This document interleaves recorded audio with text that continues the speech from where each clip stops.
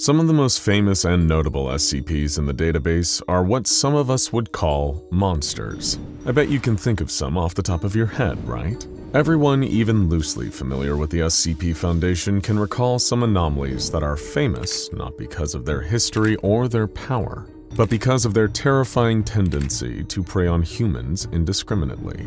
There's the legendary SCP-682, which is the perfect predator, invulnerable to any kind of attack or wound. It instantly adapts to whatever was used to attack it and regenerates any lost flesh or material. It's not just hard to kill, it can be downright impossible, though the Foundation is constantly working on some new technique and hoping for success. In case that wasn't all terrible enough, it's also actively hateful of all life around it, seeking to exterminate every living thing. Or take SCP-939, a pack of four-legged beasts with bright red skin and ice-cold bodies. They work together to lure in prey and tear unsuspecting researchers and civilians to pieces with their long, sharp teeth. You might be thinking that their tactics don't sound too different from any other pack predator, like wolves or coyotes. But wolves and coyotes don't steal the voices of people they've eaten, then use the voices to lure in other humans. Needless to say, the SCP-939 instances are under intense surveillance. And who can forget about SCP-106, the famous old man who preys upon the living and sucks the unwary children and D-Class into his pocket dimension, where he can engage in an eternal game of cat and mouse with them. Unlike the others, SCP-106 isn't just predatory, it's downright sadistic. It likes to play with its food and enjoys the struggle of watching them try to escape. The Foundation barely has a handle on how to contain it, and they're constantly hoping that it doesn't try to breach containment and result in even more innocent casualties. You can see why the SCP Foundation is so wary and paranoid about SCPs that are predators preying on humans. SCP-1788 isn't a monster or predator though, at least not directly. Instead, SCP-1788 is a specific kind of process, treatment, or ritual. The Foundation's researchers aren't totally confident on what it is yet, but they know that whatever it is, it causes a frightening, horrifying transformation on whoever the unwilling victim of it is. We call these creatures SCP-1788-1 instances. The Foundation currently has no idea who or what created SCP-1788 and why, but they're performing active and constant research, including investigating all the groups of interest who would create something like this. SCP-1788-1 are much larger than a normal human. They're almost always obese. In fact, once they're fully grown, they appear anywhere from 150 to 200 kilograms. But don't be fooled by appearances. They might look like they're simply fat, but the insides of their bodies are filled with muscle and dense bone, making them easily 250 to 300 kilograms in actual weight. We'll go into their internal anatomy more in a second, but for now let's return to the outside of their bodies. When you look at someone's face, what's the first thing that you notice? It can be their nose, their hair, but 9 times out of 10, it's probably their eyes. And SCP-1788-1 instances might fool you in that regard. Their eyes are slightly too large for their face, just enough to weird you out if you looked at them, though you probably wouldn't be able to put your finger on what exactly was wrong about them. When instances get hot and perspire, their sweat is chemically unbalanced. It has high levels of potassium and copper, enough to show up on tests, but still firmly in the normal range for adult humans. As you can see, the changes to SCP-1788-1 instances from the outside are pretty hard to tell, but on the inside, it's a totally different story. Their internal anatomy has been extensively changed. During the first dissections, the Foundation researchers didn't even realize these creatures were originally human at first. The instances' long bones, such as the ones in their arms and legs and cranium, are super dense and thick, more so than any normal human. And they're not just made of bone either. They're interwoven with thick strands of heavy metals, making them super strong and powerful. Their muscles, on the other hand, have been reinforced in a totally different way. The researchers are still studying tissue samples, but it seems that the muscle fibers have been modified into shapes resembling carbon nanotubes, molecular structures that are super light while still being stronger than steel.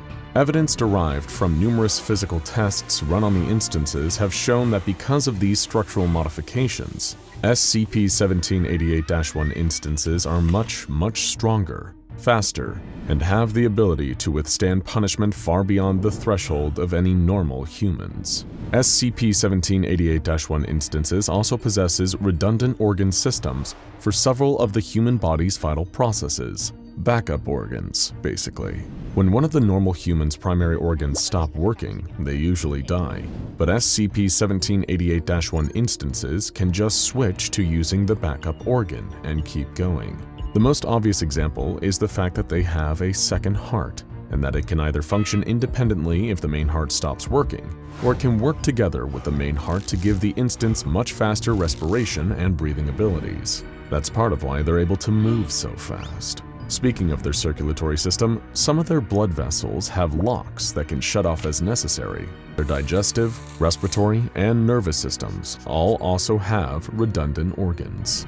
That's right. SCP-1788-1 instances have a second brain. Rather than in the head, the second brain is located in the chest inside its own ribcage. The researchers are baffled by this part of the SCP-1788-1 instance's anatomy. They haven't been able to figure out what this brain does normally when the first brain is still working, but they have seen that if the first brain is destroyed, this second brain can take over to some limited capacity. They saw it firsthand when a team of SCP Foundation agents lured an SCP-1788-1 instance into a kill zone, and an MTF sniper blew open its head. But despite its brain and most of its sensory function being utterly destroyed, the monster kept going and was able to subdue other agents before being brought down. Another main difference in the overall anatomy of an SCP-1788-1 instance from a normal human is its arms. More specifically, that it has extra arms. A second pair of arms sit just below the regular main arms, extending out of the armpits. They're much smaller, but they're just as strong and flexible. And testing has shown that SCP-1788-1 instances can use all four arms at the same time if they need to. But to maintain their cover, most of the time instances just hold the second arms folded up and close to their sides, where nobody can tell they're there from the instance's massive size. When an instance is wearing clothes and has their arms folded up, it's almost impossible to tell which is an SCP-1788-1 instance and which is just a normal, if obese, human being. As you can see, SCP-1788 causes quite a few drastic changes to the human body. In fact, you can probably say that these creatures aren't even properly human anymore. But despite all these changes, SCP-1788-1 instances are, as you can also see, really hard to differentiate from regular humans, the perfect stealth predator, right? But what exactly do instances do with all these additional abilities and modifications? Well, like we said, the second part of SCP-1788 changes the behavior of the people it infects. Namely, they become predatory. The behavior of SCP-1788 instances was hard to observe, since finding them at all was such a difficult task. But eventually the research team located a large group of SCP-1788-1 instances living in the same large metropolitan city. The Foundation set up covert observation teams, stakeouts, reconnaissance agents, and essentially blanketed the city in a net of surveillance. Before long, every little movement and action of the SCP-1788-1 instances was recorded in the Foundation's database. They observed that as soon as SCP-1788-1 instances hit adulthood, they would typically settle down in large cities, just like the one the Foundation was staking out. They'd find a job. Most likely, it would be in white-collar work and middle management. But one thing that became evident was that none of them would ever work as teachers, nurses, or any other job where they would come into regular contact with kids. At first, no one realized this pattern. Once the Foundation realized what was going on, they also realized there was nothing else to learn from just observing them. They had to get an instance into containment to try and interrogate them. A lot of good agents lost their lives in the multiple attempts that were made to tranquilize, sedate, capture, or otherwise lure SCP-1788-1 instances into containment. But eventually a few were shot up with enough tranquilizer to bring down an elephant. and dragged back to the site. But all attempts to force the SCP-1788-1 in the containment cells to surrender any knowledge failed. They seemed invulnerable to pain, torture, coercion, interrogation. All methods failed to glean any important knowledge about their motives from them. But all the instances the Foundation captured, while the personnel who contained and researched them could only describe them as deeply evil. They were cruel and narcissistic. They would only speak to communicate their superiority over their captors, and mock personnel for trying to stop them. They weren't stupid though, quite the opposite. The researchers recorded very high IQs and problem-solving skills during intelligent tests, and they'd often psychoanalyze their own researchers into revealing details about themselves. It didn't take long for the site directors to ban all human contact with captured instances, lest they manipulate personnel into freeing them. Meanwhile, in the city, surveillance teams were still monitoring instances that couldn't be captured by the Foundation's strike teams. They watched them at their jobs, in their cars, and at their homes. They noticed that despite there being about half a dozen SCP-1788-1 instances in that one city, they seemed to intentionally avoid each other at all costs. They took jobs at different companies, lived in different parts of town, shopped at different stores. By sheer coincidence, 3 SCP-1788-1 instances showed up at the same sporting event. They seemed to instantly realize what was going on, and all left the stands at the same time. The undercover agents on duty followed and tracked them to the bathrooms. There, they discovered a grisly sight. The SCP-1788-1 instances were in the deserted bathroom, violently beating each other against the walls with all 4 of their fists. They were hitting hard, with no regard for their cover identities, and spraying blood against the floor. They were fighting not for survival, but to establish dominance. The gender didn't matter. The female instance was fighting just as brutally as the 2 male ones, and beaten just as harshly. After several minutes of this violent show of force, 2 of the instances retreated out of the bathroom, submitting the territory to the dominant victor of the fight. They quickly left the event entirely. The Foundation confirmed this with the few instances they had contained. When 2 were put in the same cell, they'd fight for dominance. They quickly realized it was important to ensure that instances were kept separate at all times, lest they kill each other and rob the Foundation of a living test subject.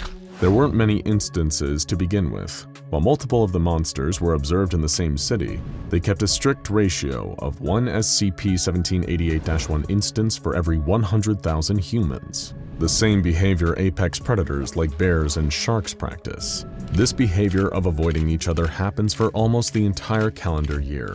At first, the Foundation thought this avoiding practice never stopped, but about a year into the surveillance program, something seemed to change. Several of the tagged SCP-1788-1 instances in the city actively began to gravitate toward each other's territories. The Foundation prepared for the inevitably brutal fights, but something even stranger happened. They met each other and didn't fight. In fact, they went into each other's homes. The recon teams reported that the SCP-1788-1 instances were in fact mating with one another.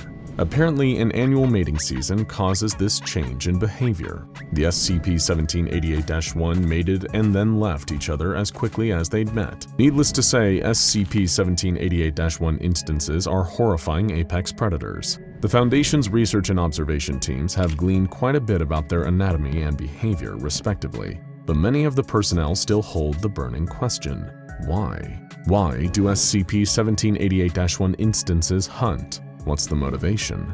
Well, their uncooperativeness with interviews makes finding out any details into their thought process virtually impossible. However, there was one occurrence where one of the captured instances accidentally let something slip.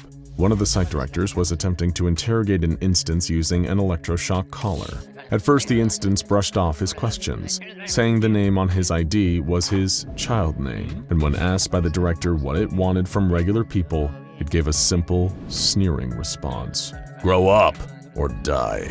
Now go check out SCP-5094 Miss J's Whiz Kidz Schoolhouse and SCP-053 Young Girl for more kid-related anomalies from SCP Explained.